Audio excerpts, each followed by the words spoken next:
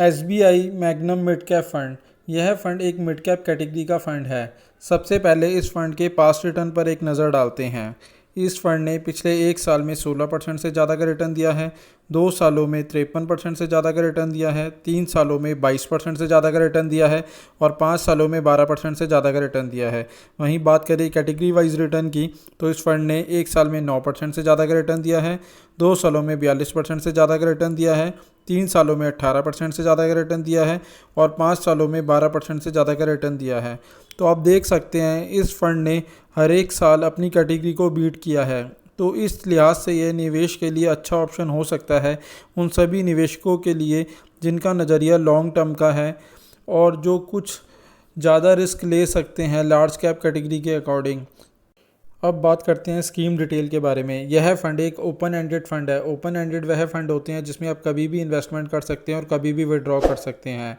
इस फंड का benchmark Nifty mid cap 150 है। वहीं बात करें इस फंड पे लगने वाले एग्जिट लोड की, तो यदि आप एक साल से पहले विड्रॉ करते हैं तो 1% का एग्जिट लोड लगेगा। वहीं अगर आप एक साल के बाद विड्रॉ करेंगे तो उस पर किसी भी प्रकार का कोई एग्जिट लोड नहीं है।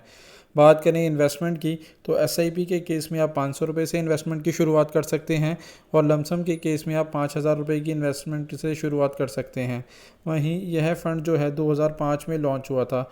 इस फंड का अभी तक का जो एसेट अंडर मैनेजमेंट है वह है 7136 करोड़ रुपए का। वहीं यदि इस फंड में किसी व्यक्ति ने 1 लाख रुपए लगाए होते जब यह फंड लॉन्च हुआ था तो आज उसकी वैल्यू 13,16,000 रुपये होती। वहीं बात करें इस फंड के एक्सपेंस रेशो की, तो इस फंड का एक्सपेंस रेशो 2.03% का है। इस फंड की फ़ंड मैनेजर सुहानी अडानी है। वहीं बात करें टॉप 5 सेक्टर एलोकेशन की, तो इसके अंदर इंजीनियरिंग एंड कैपिटल गुड्स के अंदर 13.91% का इन्वेस्टमेंट है, ऑटो एंड ऑटो लाइंस के अंदर 12.89% का इन्वेस्टमेंट है, कंज्यूमर नॉन ड्यूरेबल के अंदर 9.90% का इन्वेस्टमेंट है, सर्विसेज में 9.85% का इन्वेस्टमेंट है और टेक्सटाइल्स के अंदर 7.22% का इन्वेस्टमेंट है। बात करें टॉप 5 कंपनी एलोकेशन की, तो शीला फॉर्म के अंदर 6.41% का इन्वेस्टमेंट है, पेज इंडस्ट्री में 5.75% का इन्वेस्टमेंट है, ट्यूब इन्वेस्टमेंट के अंदर 4.83% का इन्वेस्टमेंट है, शेफलर के अंदर 3.89% का इन्वेस्टमेंट है और थर्मैक्स के अंदर 3.75% का इन्वेस्टमेंट है। बात करें ओवरऑल इन्वेस्टमेंट की, तो इसके अंदर सबसे ज़्यादा मिड कैप के अंदर इन्वेस्टमेंट किया गया है क्योंकि यह एक मिड कैप कैटेगरी का फ़ंड है। मिड कैप के अंदर इसके अंदर 77.56% का इन्वेस्टमेंट है। वहीं लार्ज कैप के अंदर 11.73% का इन्वेस्टमेंट है और स्मॉल कैप के अंदर 6.95% का इन्वेस्टमेंट है। तो आप देख सकते हैं इसके अंदर मिड कैप के साथ साथ थोड़ा पोर्शन स्मॉल और लार्ज कैप के अंदर भी रखा गया है। यदि आप इस फंड में इन्वेस्टमेंट की सोच रहे हैं तो इन्वेस्टमेंट से पहले एक बार अपने फाइनेंशियल एडवाइज़र से सलाह ज़रूर ले लें। साथ ही PGIM India mid cap opportunity fund. यह फ़ंड एक मिड कैप कैटेगरी का फ़ंड है। सबसे पहले इस फंड के पास्ट रिटर्न पर एक नज़र डालते हैं। इस फंड ने पिछले एक साल में 17% से ज़्यादा का रिटर्न दिया है। वहीं 2 सालों में 54% से ज़्यादा का रिटर्न दिया है, 3 सालों में 31% से ज़्यादा का रिटर्न दिया है और 5 सालों में 15% से ज़्यादा का रिटर्न दिया है। वहीं बात करें कैटेगरी वाइज रिटर्न की, तो इसने एक साल में 12% से ज़्यादा का रिटर्न दिया है, 2 सालों में 40% से ज़्यादा का रिटर्न दिया है, 3 सालों में 19% से ज़्यादा का रिटर्न दिया है और 5 सालों में 10% से ज़्यादा का रिटर्न दिया है। तो आप देख सकते हैं कि इस फंड ने हर एक साल अपनी कैटेगरी को बीट किया है। इस लिहाज से यह एक निवेश के लिए अच्छा ऑप्शन हो सकता है। अब बात करते हैं स्कीम डिटेल के बारे में। यह फ़ंड एक ओपन एंडेड फ़ंड है। ओपन एंडेड वह फ़ंड होते हैं जिसमें आप कभी भी इन्वेस्टमेंट कर सकते हैं और कभी भी विड्रॉ कर सकते हैं। इसका बेंचमार्क निफ्टी मिड कैप 150 है। वहीं बात करें इस पे लगने वाले एग्जिट लोड की, तो यदि आप 90 दिन से पहले विड्रॉ करते हैं तो इसके ऊपर आपको 0.50% का एग्जिट लोड लगेगा। वहीं अगर आप 90 दिन के बाद विड्रॉ करेंगे तो उस पर किसी भी प्रकार का कोई एग्जिट लोड नहीं है। वहीं बात करें इन्वेस्टमेंट की, तो SIP के केस में आप 1000 रुपये से इन्वेस्टमेंट की शुरुआत कर सकते हैं और लमसम के केस में आप 5000 रुपये से इन्वेस्टमेंट की शुरुआत कर सकते हैं। यह फ़ंड 2013 में लॉन्च हुआ था।